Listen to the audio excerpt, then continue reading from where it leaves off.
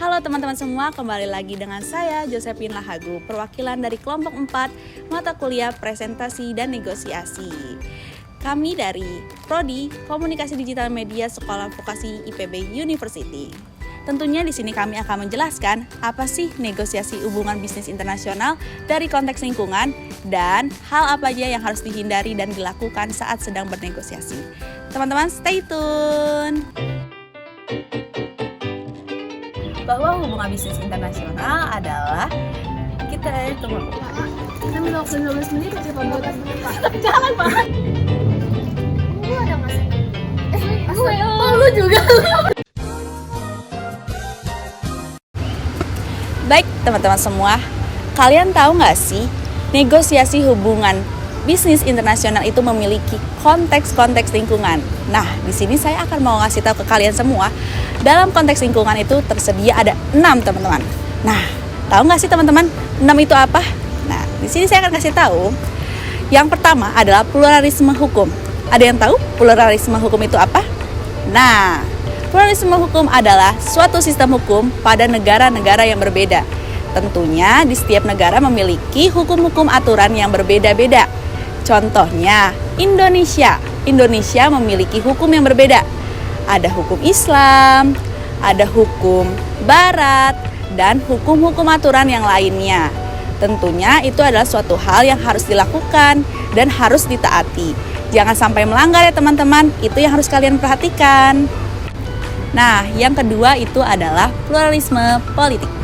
Nah, sebelum kalian bekerja sama dengan negara lain, tentunya kalian harus tahu nih, apa saja sih dampak-dampak yang akan terjadi.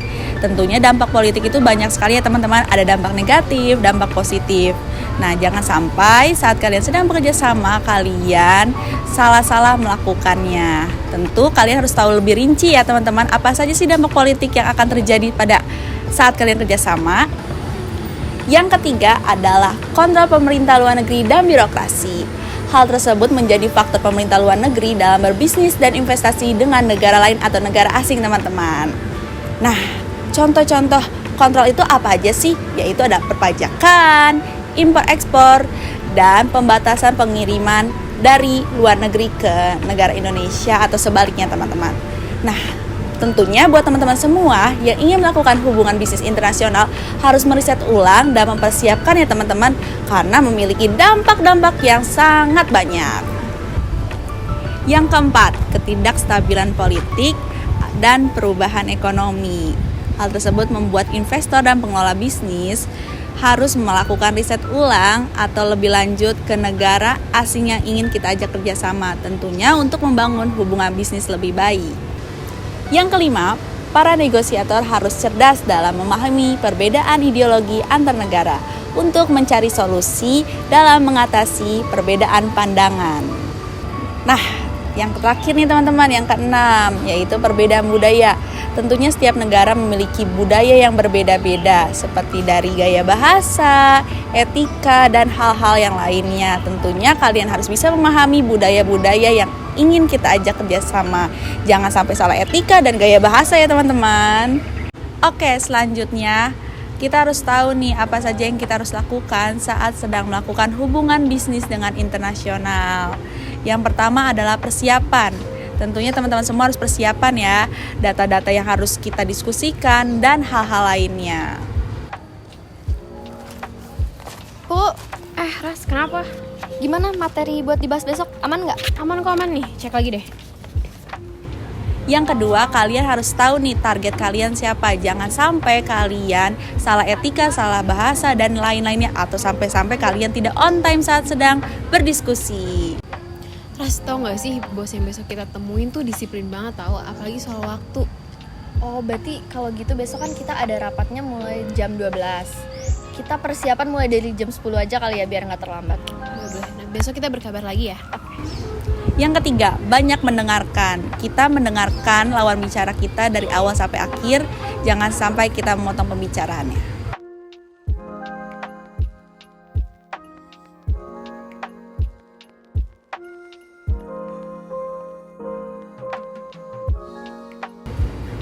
Yang keempat, berdiskusi bukan jualan. Maksudnya kalian adalah lebih banyak diskusi, bukan sebagai SPG yang berjualan atau menawarkan produk kepada lawan bicara kita.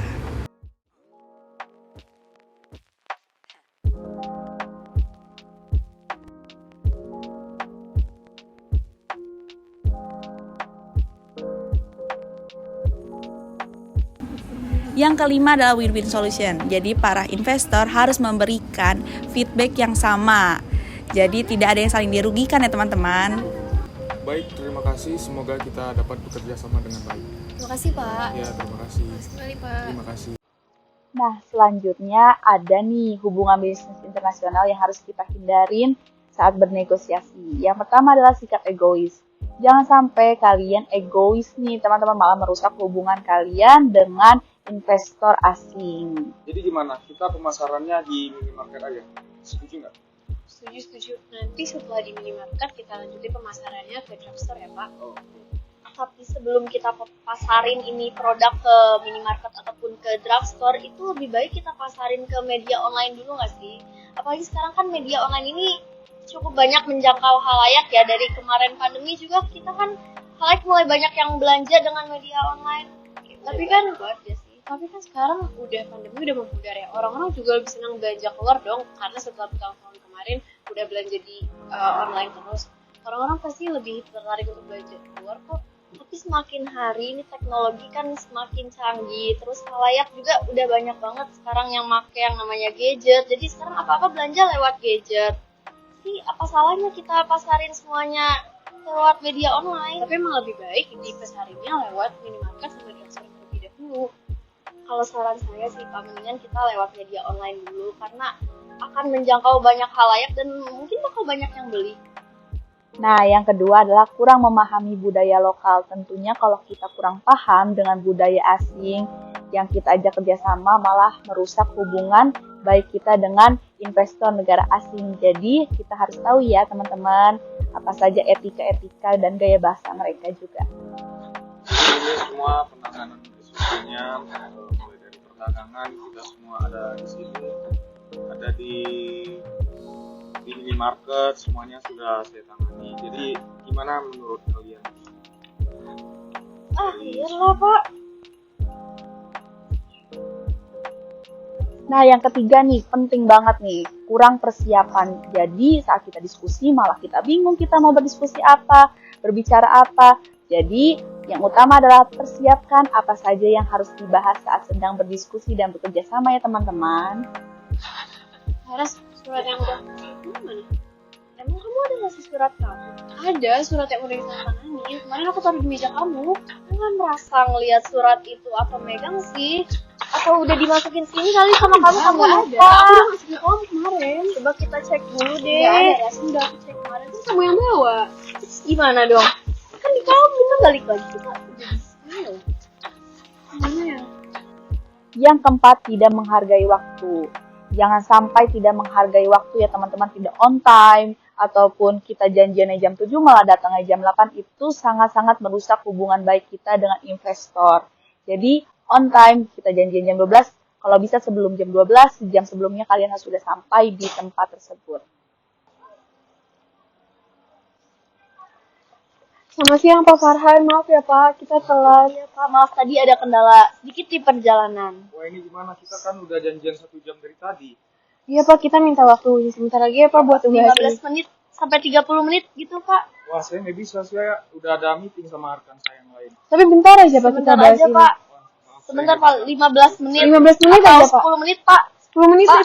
Nah, yang kelima ini, jangan kita terlalu agresif. Tentunya kalau kita terlalu agresif malah membuat investor kita kurang nyaman saat sedang berdiskusi dan bekerjasama dengan kita. Pak Farhan, kita minta waktu 10 menit aja Pak buat Enggak, ngejelasin ini saya Pak. nggak bisa. Ini Bapak kita udah. Saya yakin kalau kerja. Baik teman-teman semua, kita bisa ambil kesimpulan nih dari penjelasan sebelumnya, bahwa hubungan bisnis internasional adalah kerjasama antara satu pihak atau lebih lainnya ya teman-teman. Tentunya kalian harus tahu ya bagaimana dampak politiknya dan pluralisme hukum dan etika. Jadi itu yang harus kalian tahu dan pahami. Jadi jangan saling mengecewakan atau tidak memiliki feedback satu sama lain. Terima kasih teman-teman, sampai ketemu kembali.